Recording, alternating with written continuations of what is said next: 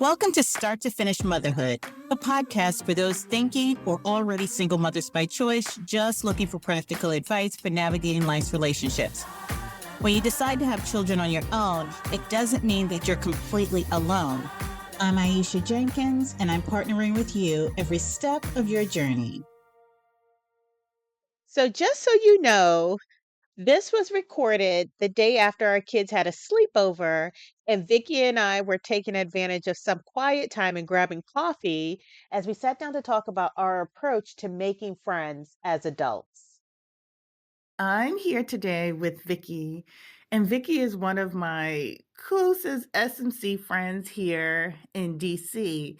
And I'm just amazed at how our friendship evolved and how we met.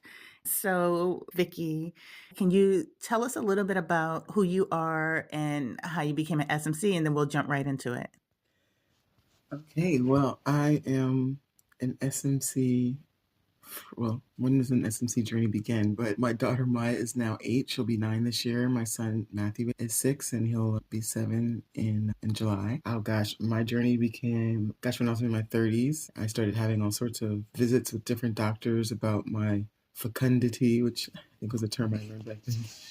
And what my fertility options were, and everything evolved to essentially realizing that I was dating for a baby and making really bad decisions.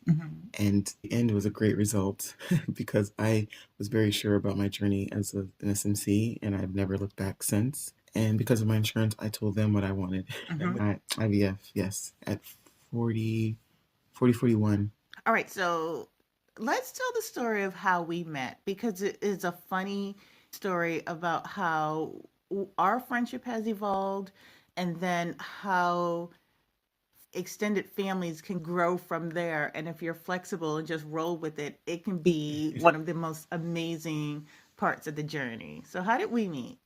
So it was COVID. COVID had hit in March 2020. I relocated my children to be with my family because I worked for a COVID facility. And so that was 24/7 on my mind. And so for safety, they came to stay with my parents. I finally got to work from home. And I was just dying to get the kids out because we were in a situation where there were no kids on the playground. And so one day I posted in the Mocha page that I was just happy to get my kids to a natural body of water, I think is what I said. You responded, and you're like, cool. Like, okay. And so somehow we ended up at some sandy beach, and yeah, we didn't know who to look for. Another Black woman was going to be on the beach at that point. And that was it. And I was thinking last night about how my first sighting of you was probably 18 feet away with your little pup tent and our chairs. And that's how we talked because we were social distancing on the beach. Yes, it was so cute. So I think your wording was you needed to get your little kids into a natural body of water. And so it's just like, okay, it's almost like a blind date, right? So meeting people for the first time, you're just like, are you Aisha? Are you Vikki? And so you came with your mom and your 2 kids. And I had my oldest with me. Baby was in daycare. The kids were fast friends. And so we're just like talking. And as we were talking, we just got closer and closer. And it's just like, the heck with it. So that was when we first met. All right. So that was our first meeting.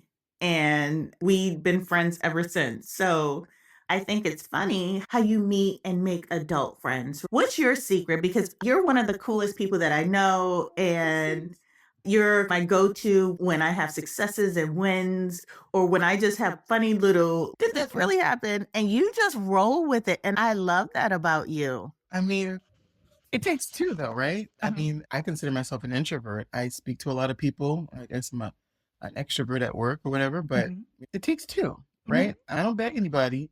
So I really appreciated that you reached out because I look back and you always think that, well, I'm an adult now. I won't make any more friends. You know, everybody has the routine. They have their family. They have their social groups. Yeah, no more. And so this evolved naturally, which was great. And it's been great for us because DC is a new part of our life. And so you made that very easy for us to get out and do. You have the same interests. You come to our birthday parties. It's just been great. And then we've evolved vacations. Wait, let's talk about how the vacations evolved. Our first vacation was a funny one. Let's talk about it. We're trying to do a historical journey A historical detour. Yes, it was a detour. And So it was funny. Since I've had kids, I'm never on time for anything. And so I give myself a wide bit of time. We were doing this historical tour. We got to the visitor center. I got the baby out, got the stroller out, got the diaper bag out, sat my keys down, got everything out, and then had the door on lock. So I locked myself out of my car for like an hour. Luckily, Vikki and her family weren't there yet.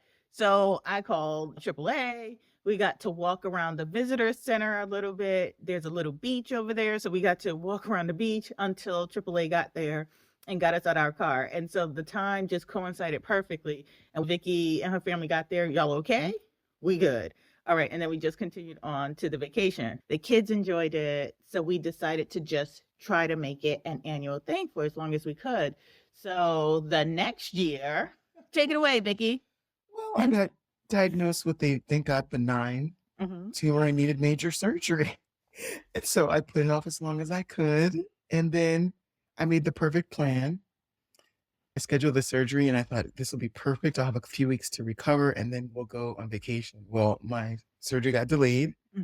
And literally, I was getting out of the hospital the day we should have left for vacation. And I remember thinking, of all the things to be worried about with major surgery, I had to tell you that I couldn't make the trip. Why not, Vikki? Could they just not wheel you from the hospital straight to the beach?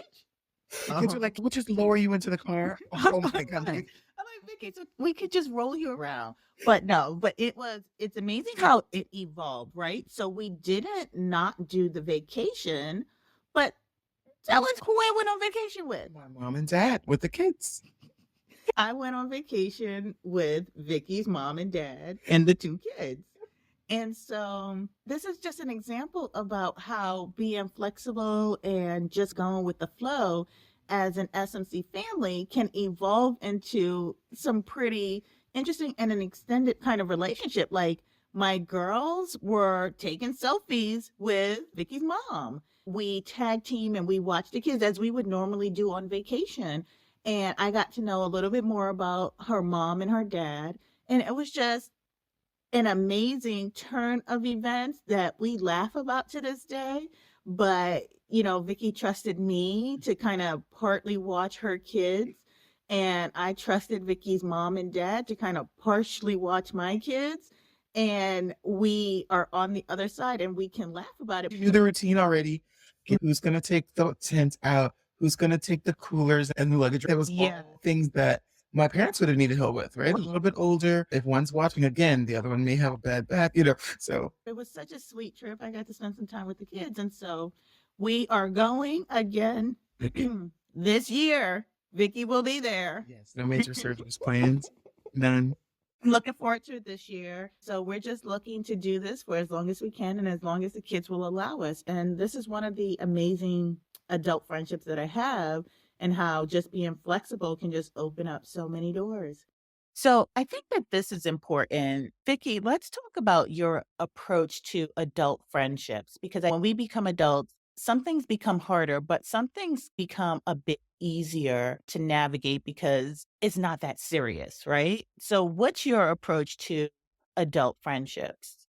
Well, honest, I remember thinking once you're out of college, it's pretty much those are your friendships. When I look back, I've met great friends at work, and I don't know how great a friend they are until they leave. You sort of continue that relationship. For me now, it's been through my children, because obviously that's who I spend most of my time with. So when you meet another mom who's got similar dynamics, that's totally helpful. I mean, I even have a recent friend who is married, sort of living single, if you will. She's taking charge of the kids' social life, as we all do. And so that's been a bond for me, a social network, and I've met other great families through her. So it's been natural. I wouldn't say I would have time to seek friendships, but they've evolved, and I do realize the significance of them. I actually sit back and go, wow, how did that happen? And they're few, but my time is really rare, special too. So when I began my SMC journey, I had a lot of time to think. Apparently so. I really prioritized the things that were important to me and the battles that I would fight. And then everything else was kind of a, you like it, I love it situation. If it wasn't in my top 5 priorities, I'm not going to battle over it. And I think that as adults, we are tied to a lot of our decisions. We have lived long enough to say, this is for me, this is not for me. And so when I approach adult friendships, I don't hold your life choices to me. The choices you make for your life are the choices you make for your life. They have no impact on how I live my life. They have no impact on how I raise my kids. You are you, me is me. If it's not a part of those priorities, we're not going to argue. We're not going to fight about that. So, are my kids safe? Yes. Do I feel safe around you? Yes. Can our kids play together? Cool. Are you a good person? Cool. Are you easy to talk to? Everything else is set aside. Like, your choices for your kids do not become choices I have to make for my kids. Like, we're all adults, we're all individuals. So live your life. I find similar to you, I've met a lot of friends through work. And that's interesting because for a time being, it was the work boundary. But I think the pandemic introduced this whole new dimension to work related friendships where you no longer had that boundary, right? You had video conferencing, you had Zoom. So we all got used to using those technologies that work either inside or outside of a company. Like, I have a group of friends at work. We started ERGs together based on social identities like Black, LGBTQIA. So we formed friendships because we were going to battle with the same purpose and we were tackling issues that came up at work. So we got to see each other and each other's vulnerabilities. We got to back each other up. And it's been an amazing evolution of those friendships. And so we'll have some of those people on the podcast. I have SMC friends, right, from the different communities that I've been in. Like, I started on a national forum. We're in the Facebook groups. We're in one for my geographic area. I have friends from just every point along my SMC journey. You're vulnerable with these people. They know your story. They follow your story. You become invested in each other. The story, not the choices you make for your life. And I think that that's the difference. I can call on these people like, hey, I have another SMC who's looking for this resource, or hey, do you know about this? Or I'm educating, like, probably don't do that. It's steeped in racism. So, but I've managed to maintain a lot of those friendships through George Floyd. They're white, they're Black, they're Latinx, they're just a diverse group of friends. And I do consider them friends because anybody who gets to be around my kids, I have to, there's a threshold to which I have to like and respect you. It's just been a lot of fun to be able to pull from those different. And then I have like my old track friends from high school. I have my core group of girlfriends. It's a lot of richness. And I think the way that you navigate those things is one, be an adult, don't be an asshole, right? There's room for all of us to just be. I have friends who are top people at companies, but we're still friends. We're not overlapping. We're not competing with each other. Definitely, I guess, follow the beat of my own drum. I realized that in the life choice I've made. Mhm. I wouldn't say I was a rebel rouser growing up or that I did radical things, but once I realized that this is my life, like literally, and remembering this image of bringing my partner to the party, whether or not he could schmooze and, what quality person this was, and all of those things. And it came down to, wow, like that's 8 hours, 12 hours of my day, whatever, at night, it's my life. And I'm making a decision on my life and what these other people may judge me for based on that insignificant, really. And I remember just finally breaking free of that. And like I said, got to the worst dating relationship I could have. You were tied to that one holiday party a year. In my mind, it was No, no, borrow him and then keep him chained up in the basement. nobody taught me Only that. okay, so Vikki, this is how you go catch a man and you tie him up in your basement and you just dress him up and bring him out Nobody for told that me. one. I thought I had to. I mean, honestly, those kinds of things. Uh-huh. That's why friendships, relationships, and there's a varying degree. All right. There's a lot of women who don't know about the SNC journey because I just actually talked to an old staff member that used to work with me, Mm-hmm. and I quote unquote came out to her for various reasons. Have not stated my life, and that's just because of the politics of my office. People know my kids aren't a secret. There's nothing secret. They've never heard me say the word. Right. But with her, I realized she's been on this dang journey for so long. I had to finally say, wait a minute, let's break that type of relationship. I'm going to tell you what's going on. And I told her I had women around me who were talking about this all the time. And it was always like, what's going on? And there's a lot of us who just don't have that avenue. Right. And so out of my sort of little friend group, I was the first one to be like, I'm doing this. Yeah. And never look. And I just, oh my gosh, it's just amazing. And so that party, that corporate party, Mm-hmm. the idea that was my life, the idea that I kept thinking about these statistics, census and all this, and the single Black woman. You look at that narrative and you're making these lifetime choices based on who I want to bring to the holiday party Yeah. at work, right? Or the census taker saying you are a single Black mother. Oh my goodness. I know. You're a statistic. The kids don't have no daddy. Oh my God. Right? Right. The That- stories we tell ourselves in our stories we head. tell ourselves. Yep. And so, yeah, on the other side of that, I completely don't even think about it, living this life. Mm-hmm. And then sometimes think, oh my gosh, that's right. Other people still think like this. Sometimes I need to stay in MSNC because there might be a woman out there who's looking Who's for looking that for a connection. solution. Yes, Yeah. a solution. I actually feel guilt because I'm so in my life. Uh-huh. I'm walking around, and then my child was in kindergarten. It was COVID, so there weren't a lot of conversations going on. But picking up her things in June, I realized, oh my gosh, I never told them I'm at SMC. I'm a single mom hustling to get my kids, pick them up and drop them off and get Right. back. And that's what the teacher identified. Oh no, this woman needs me to support her. I finally stated it, and it turned out one of her teachers had been considering and was Uh-huh. wondering. And I thought, oh my gosh, I potentially blocked you from this great information or this support or inspiration. And so I try to remember Uh-huh. that I'm not just walking around. I'm not nobody's poster child. Ever, I need to share my journey with someone. Because it might give somebody an additional option, right? But that's note for some of the people who are just getting started on their single mother by choice journey and wondering, what are people going to think of me? What do I tell people? Once you get into school, you are now the parent trying to just help your kid navigate the school system. People don't care about your conception story as much as we think that they do. And like Vikki said, you're then just another parent picking up, dropping off, and just trying to do all the things that are involved in school. Also, to the extent about telling the SMC story, like everyone decides when and how, and you'll catch who you catch. But I think it's important enough for us to kind of start to be a little bit more open as a society. And I think as our numbers increase, and especially as this next wave of SMCs come through, it's going to be an open book. Like, similar to you, I was the first in my friendship group to be like, I'm doing this. I went through the years of thinking it in my head, talked a little bit about it here and there to various friends. But then when you take the plunge, there's no going back. There's a baby about to come. So now, were you worried that your friendship dynamics would change? Well, we all were on the same hustle. So I didn't realize, for me, I looked back and I made it to the other side. So we made different choices. I had one friend who stuck it out with a guy who kept promising the relationship, marriage. Yeah, exactly. And we're gonna. I quietly just did my thing. And then I felt kind of uncomfortable because I realized my life reflected what she didn't pursue. That friendship did part ways. Right.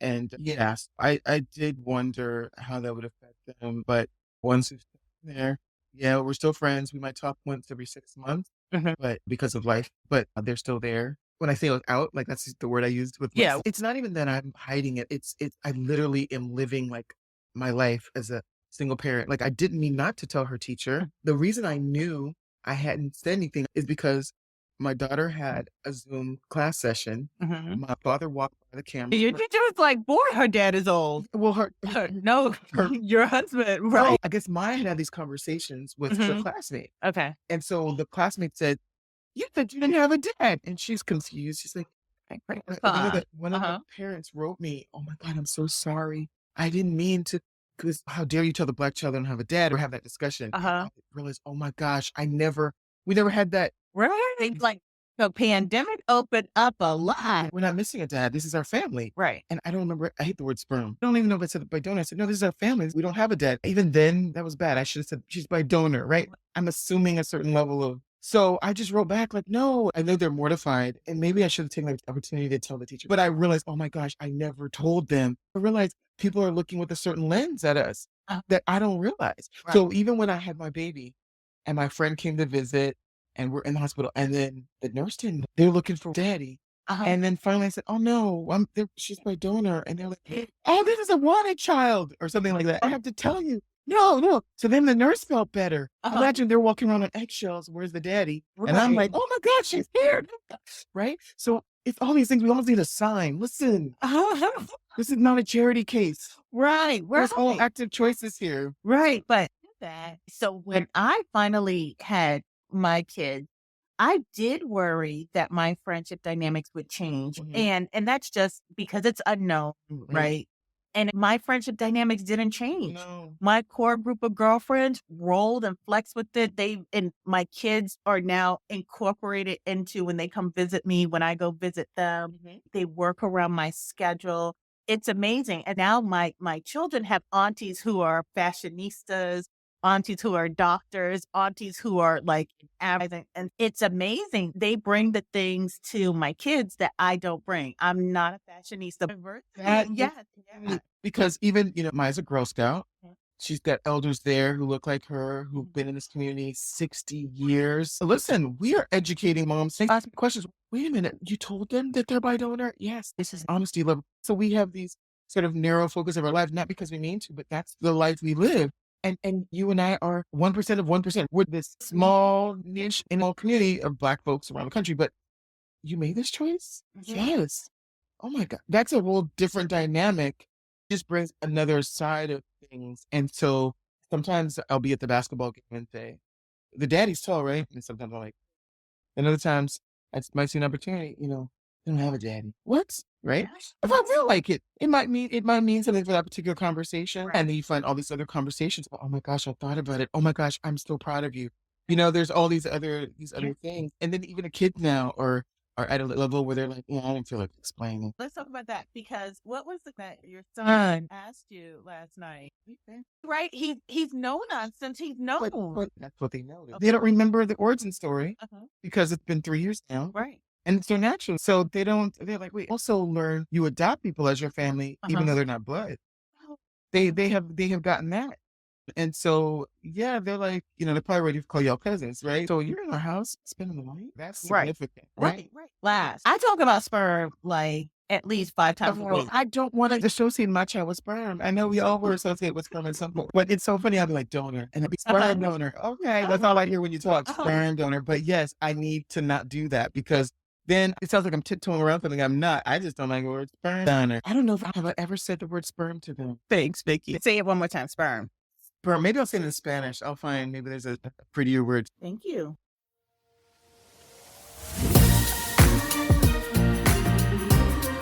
Thanks for listening to Start to Finish Motherhood with Aisha.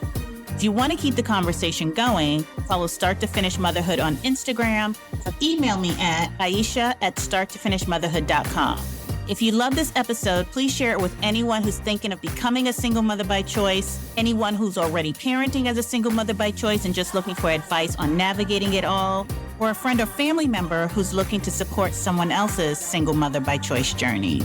Until next time, bye now.